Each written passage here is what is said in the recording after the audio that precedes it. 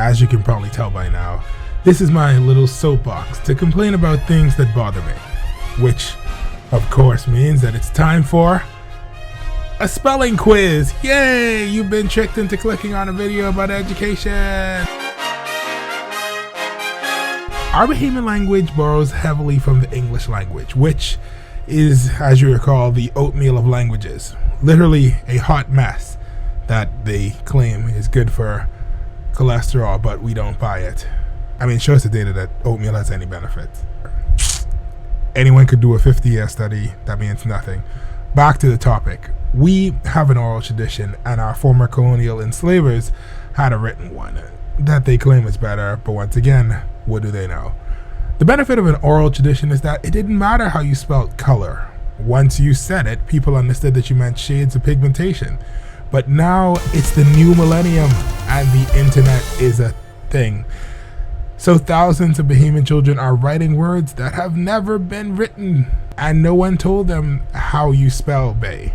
So now they're spelling it bay, and however else they feel led to. Even more of a travesty is no one knows how to spell bongi. So, you know what? I'm almost okay with that. The most popular spelling will win out, and in a generation or two, we will have a definitive answer. My issue is when someone sees another person dancing provocatively. On viewing this act and being impressed, they say, "You see how they swine?" The question I have is, how do you spell what the person is doing? English rules of convention say that the first one is a drink, the second one is the act of complaining, and the third one isn't the word wind, it's wind. Like when you wind up a toy, you know, the act of turning something in a circle, like, I don't know, a waist. So what's the point? Well, as much as it pains me, language is something that we have to agree on for it to work. I know that just as English can have multiple confusing words that are spelt the same but pronounced differently and mean completely different things, so can we. But we're better than that. We have conch salad and peas and grits and Johnny cake that's not made in a frying pan. We can figure this out today.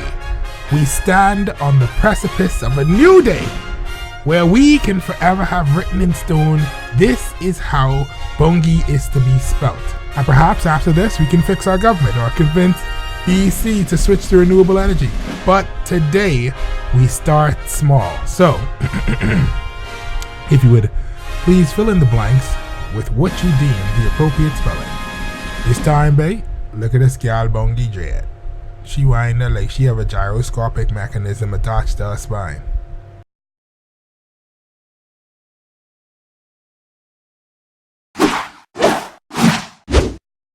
Why?